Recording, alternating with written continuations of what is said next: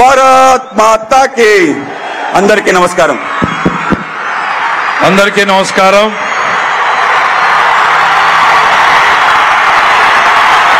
ఆయన పేరు చెబితేనే పూనకాలు లోడింగ్.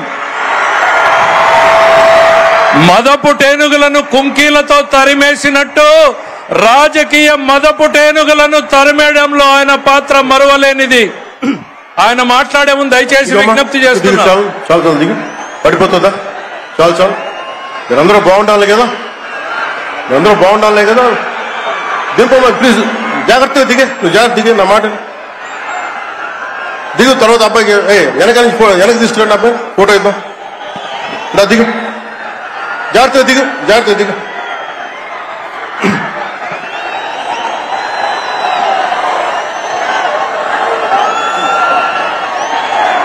పుట్టపర్తి నారాయణాచార్యులు గారు రచించిన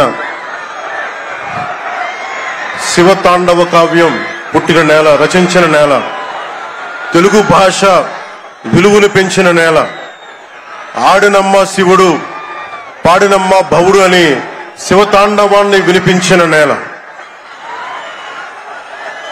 ఈ నేల ఒక పుట్టపర్తి నారాయణాచార్యులు, కవి బళ్ళారి రాఘవ గారు లాంటి నాటకరంగ రచయిత, నటుడు, విధాన్ విశ్వం లాంటి మహానుభావులు, గజ్జల మల్లారెడ్డి గారు లాంటి కవులు, ఇలాంటి వాళ్ళందరూ పుట్టిన నేల. ప్రతి రాయలసీమ కవులు కళాకారులు అనేది ఋతువులు ఎన్నైనా మా రాళ్లసీమకి ఒకటే ఋతువు, కరువు ఋతువు. కాలాలు ఎన్నైనా మా రాయలసీమకి ఒకటే కాలం, ఎండాకాలం. దాన్ని మనం రూపుమాపే ప్రయత్నం చిత్తశుద్ధితో చేస్తోంది. పరిశ్రమలు, ఉద్యాన పంటలు, సాగునీటి ప్రాజెక్టులు మొదలైనవి చేపట్టి రాయలసీమని రతనాల సీమగా మార్చే దిశలోనే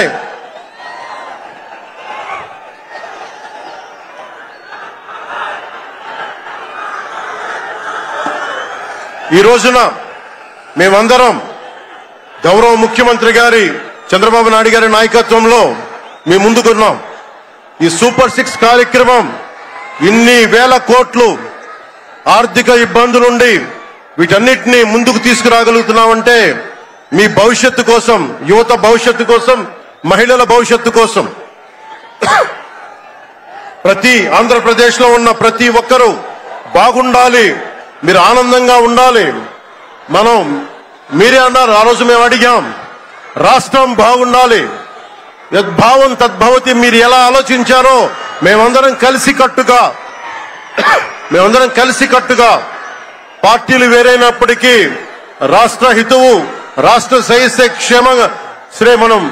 శ్రేయస్సును దృష్టిలో పెట్టుకొని ఈ రోజున మీ ముందుకొచ్చి ఇంత ఘన విజయంగా, ఇంత దిగ్విజయంతో ఈ సూపర్ 6 కార్యక్రమాన్ని మీ ముందుకు తీసుకొచ్చాం.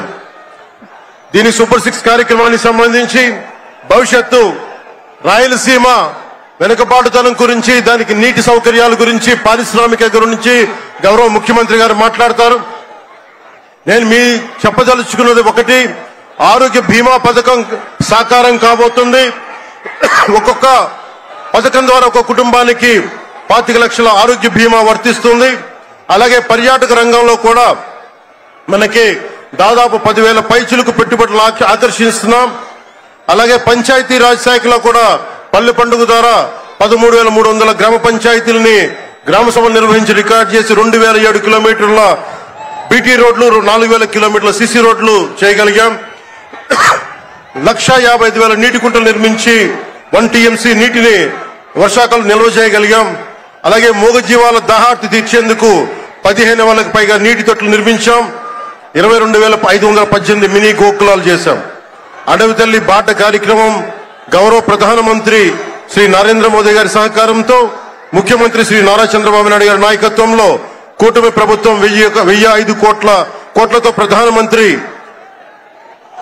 పీఎం జన్మన్ పథకం, మహాత్మా గాంధీ జాతీయ ఉపాధి హామీ పథకం ద్వారా రాష్ట్ర ఉపాధి హామీ పథకం 625 గిరిజన గ్రామాలని అనుసంధానిస్తూ 1069 కిలోమీటర్ల రోడ్ల నిర్మాణం జరుగుతోంది. గర్భిణీ స్త్రీలకి డోలీ మోతల నుంచి విముక్తి కలిగించాల లక్ష్యంతో ముందుకెళ్తున్నాం. 7,910 కోట్లతోటి జల్ జీవన్ మిషన్ కి ప్రాజెక్టులు చేపట్టాం. అటవీ విస్తారాన్ని పెంచే లక్ష్యంలో 1 కోటి మొక్కల నాటే కార్యక్రమానికి శ్రీకారం చుట్టాం. కర్ణాటక ప్రభుత్వానికి నుంచి సహకారంతో 4 కుంకి ఏనుగులను తీసుకొచ్చాం.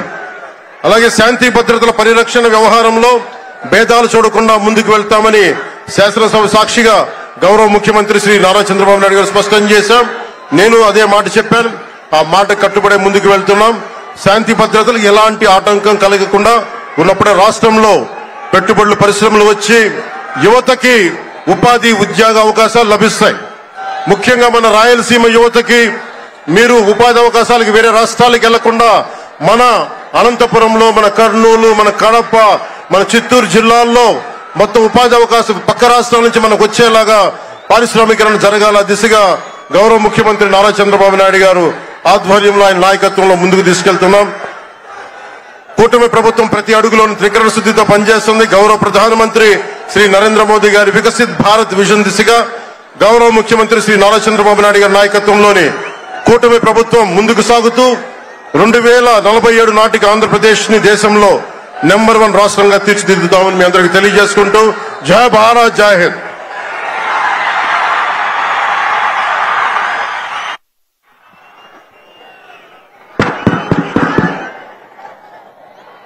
ఈరోజు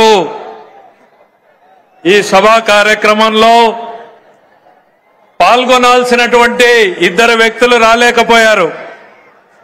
యువగళం నాయకుడు, యువతరాన్ని నడిపించినటువంటి నాయకుడు శ్రీ నారా లోకేష్ గారు ఈ సమావేశానికి ప్రధాన వక్తగా రావాల్సింది. అయితే